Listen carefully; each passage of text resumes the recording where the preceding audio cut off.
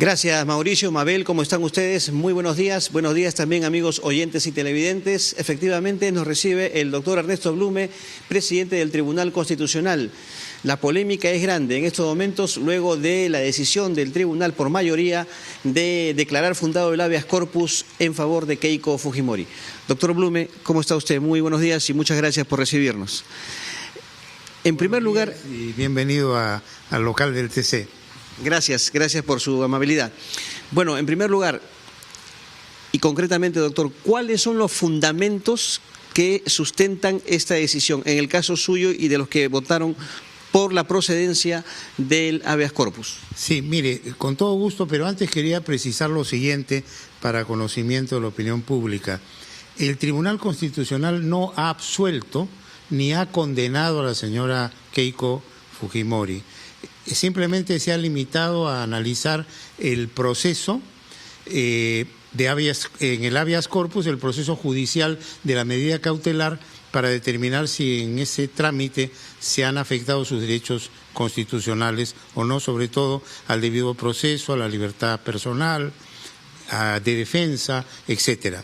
Y hemos determinado que en este caso, por decisión de 4 magistrados, ha habido afectación a la libertad personal porque no se han cumplido a cabalidad los requisitos que exige la norma procesal penal para los efectos de dictar una prisión preventiva. Al respecto, el tribunal, siguiendo la línea de la Corte Interamericana de Derechos Humanos y de la Comisión Interamericana, ha establecido parámetros que deben ceñirse los fiscales, los jueces, al momento de tramitar prisiones preventivas. Entre ellos, considerar que se trata de una motivación cualificada, es decir, una motivación muy rigurosa, luego que es la detención o la prisión preventiva la última ratio, es decir, la última posibilidad después de haber agotado otras alternativas, porque la libertad del ser humano es un valor fundamental.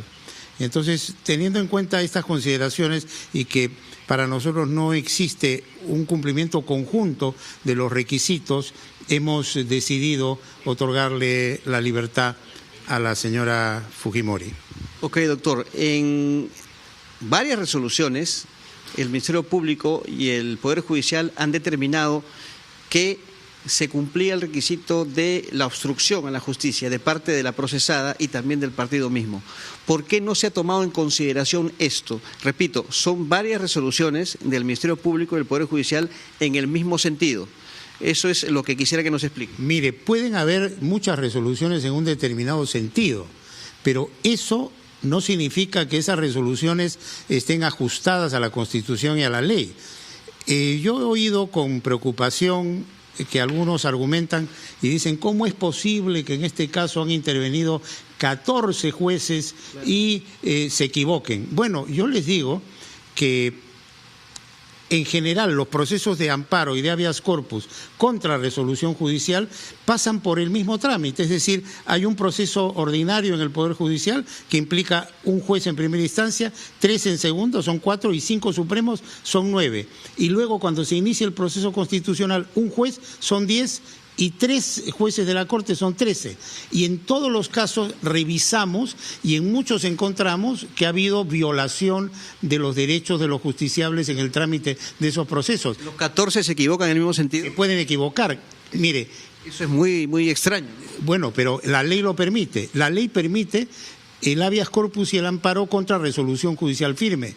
Y justamente esa posibilidad se ha abierto porque se ha determinado que en muchos casos, tanto el Ministerio Público como el Poder Judicial incurre en errores que ameritan una intervención del tribunal. Permítame. Han habido testimonio de personas que dicen que se han sentido presionadas, hablo de testigos, que son los falsos aportantes, ¿no? Que se han sentido presionadas para que se cambie el testimonio respectivo sobre los aportes que le solicitaron de parte de Fuerza Popular. Jorge Yoshiyama dijo que Keiko Fujimori sí sabía de los aportes y ella lo dijo que no.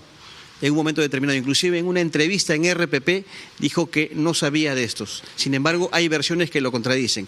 ¿Eso no es obstrucción a la justicia? Mire, hay que analizar los elementos que exige la ley con un sentido de conjunto. No se trata de que se dé un elemento, se tienen que dar todos los elementos en conjunto.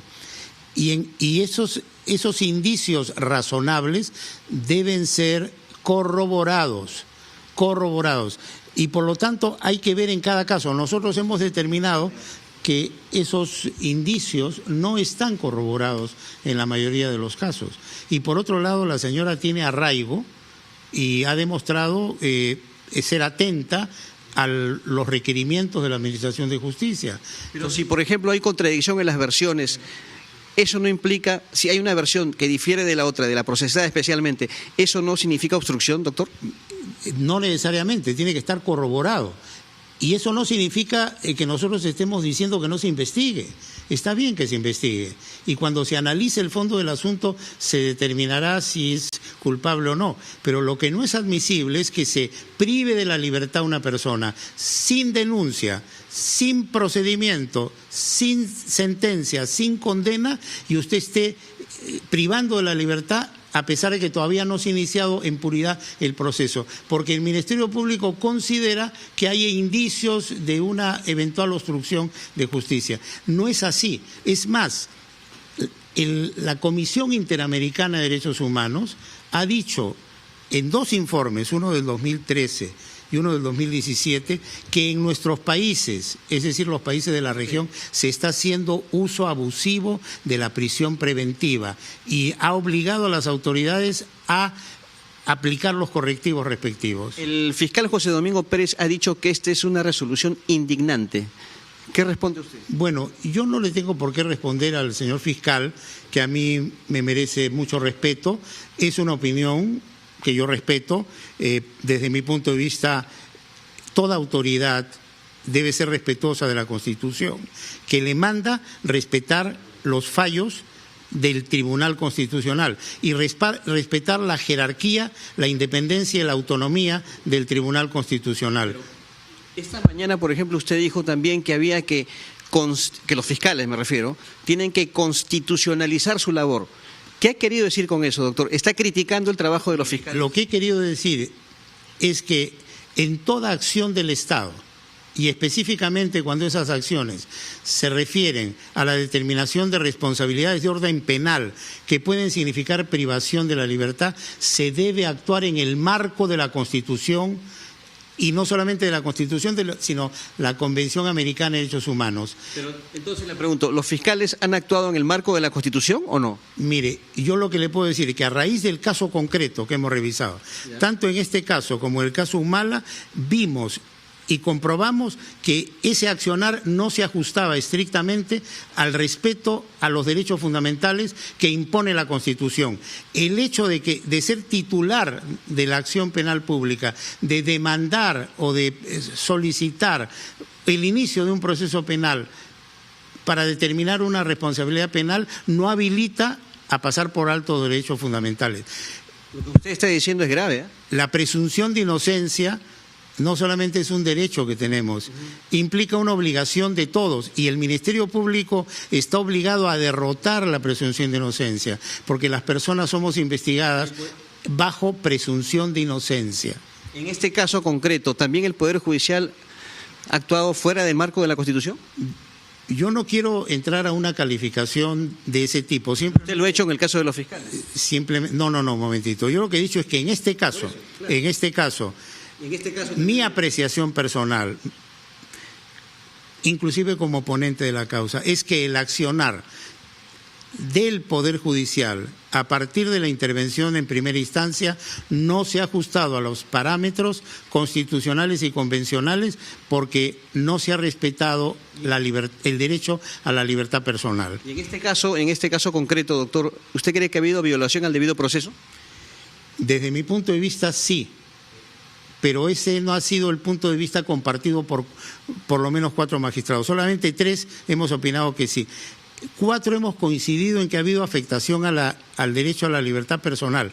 Pero la señora Keiko Fujimori argumentó que además se había violado el derecho de defensa, el derecho al debido proceso, el derecho a la debida motivación de las resoluciones judiciales. Nosotros hemos entendido los que hemos firmado la sentencia, que somos 3, que sí se han dado esas violaciones. Muy bien. ¿Qué opina usted con respecto a la reacción que ha habido, en sectores políticos y sociales respecto a este fallo? Se dice que esto marca un retroceso en la lucha anticorrupción. Yo opino que están equivocados. Yo creo que este fallo marca un momento importante porque reafirma la lucha contra la corrupción. En este sentido, el tribunal está diciendo hay que luchar contra la corrupción, pero en el marco de la Constitución hay que desarrollar una lucha constitucionalizada para evitar que estos problemas se presenten. Cuando se inicia un proceso sin respetar la Constitución y sin respetar escrupulosamente los derechos fundamentales, tenemos este problema de que tenemos que corregir el accionar de jueces y fiscales para que vuelvan a empezar un proceso ciñéndose a los parámetros constitucionales y convencionales. Por lo tanto, nuestra decisión es un llamado a que se actúe con rigor, con absoluta cumplimiento de lo que dice la Constitución y la ley en lo que se refiere a los derechos fundamentales. En un país civilizado, lo más importante es la persona humana y lo más importante es el respeto de sus derechos. Bueno, Mabel Huertas y Mauricio Fernandini también tienen consultas para usted en los estudios y quisiera que usted las absuelva, doctor, si no hay inconveniente. Adelante, sí. Compañeros en estudio, los escucha el doctor Blume. Doctor, la verdad es que usted ha sido bien claro y en aras de esa claridad, porque creo que toda la población necesita entender estas cosas que contienen tecnicismos que probablemente sean muy complicados para digerir. Hay muchas personas que al conocer esta resolución se han preguntado por qué es que se solicitó el testimonio de Jorge Yoshiyama si es que no iba a ser utilizado y por qué en todo caso no fue incluido, así como las últimas declaraciones en torno al caso de Keiko Fujimori, como por ejemplo las declaraciones de Dionisio Romero. Explíquenos por qué. Gracias por la pregunta. Sí, mire, le contesto en los siguientes términos. Se solicitó ese testimonio porque lo pidió el representante del Poder Judicial, el señor procurador que representa al Poder Judicial, y también lo solicitó uno de los magistrados. Y yo como ponente consideré que era saludable solicitarlo y tenerlo a la vista, pero una vez que se nos remitió, se comprobó que este testimonio es posterior al proceso seguido ante el Poder Judicial, que era objeto de análisis por parte del tribunal. O sea, nosotros nos hemos constreñido a revisar todo lo actuado en el trámite del cuaderno de medida cautelar de prisión preventiva desde el inicio de dicho cuaderno hasta la Corte Suprema. Estas manifestaciones eran posteriores y en puridad no corresponde tomarlas en cuenta, porque nosotros estamos viendo si en el trámite de ese pedido de prisión preventiva se respetaron o no los derechos fundamentales, sobre todo el debido proceso, presunción de inocencia, debida motivación, derecho de defensa, que tenemos todos los habitantes de este país, derechos que no tienen rostro, derechos que pertenecen a todos y derechos que un tribunal constitucional autónomo e independiente está obligado a proteger, trátese de quien se trate y hayan las presiones que hayan, porque no se trata de que se crea en la colectividad una idea de que una persona, llámese la señora Keiko o no, es culpable a pesar de que no esté sentenciada. Y cuando esa persona reclama, el tribunal tiene que ver si se afectó o no sus derechos. Y nosotros hemos comprobado que se afectó su libertad personal y por eso, no porque sea tal persona, sino porque es un ser humano privado de su libertad durante más de un año, sin que existan los elementos suficientes para detenerla y sin que exista ni siquiera acusación fiscal y que tiene más de un año presa, privada de su libertad, hemos observado que esa medida no se ha ajustado a la Constitución y a los parámetros convencionales y por eso la hemos corregido. Buenos días, soy Mauricio Fernandini. Doctor Blume, lo que usted menciona, bien, buenos días, lo que usted menciona y hemos seguido todos atentamente este proceso, que no hay indicios suficientes para determinar la obstrucción de justicia, es lo que usted ha determinado y lo que ha mencionado y lo que ha quedado claro en el transcurso de esta declaración. Para los fiscales no es que han exhibido indicios, sino pruebas, ¿no? Cosas evidentes. El estudio ORE existe, los aportantes falsos existen, el testimonio del mismo Jaime Yoshiyama con relación a un millonario que ha fallecido en donación de campaña. ¿Cómo podemos entender lo que para usted es indicio y para lo que un fiscal es prueba? ¿Cómo nos puede ilustrar para saber cuál es el punto medio jurídico, técnico? Y yo le agradezco mucho la pregunta. Hay que determinar lo siguiente. Una cosa es determinar la responsabilidad de fondo sobre el delito imputado y otra cosa es determinar si existen o no los requisitos para mandar a la cárcel a una persona sin haber sido denunciada, sin haber sido procesada, sin haber sido sentenciada y sin haber sido condenada. La ley permite la prisión preventiva, pero en casos muy excepcionales, y exige requisitos que se deben dar copulativamente.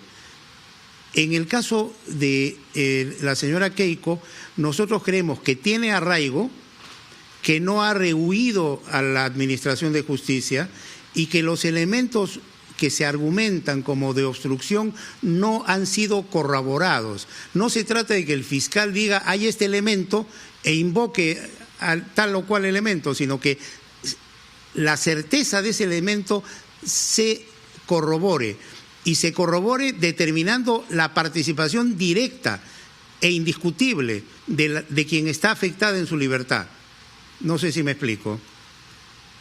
Usted ha sido bastante claro, lo hemos escuchado largo y lo que queda es esperar la publicación de la resolución para que los especialistas también hagan el análisis respectivo. Le agradecemos mucho por su tiempo. Es importante lo que usted ha dicho esta mañana. Muchísimas gracias a usted. Gracias, muchísimas gracias Blume. también a Carlos. Gracias, Carlos Villarreal.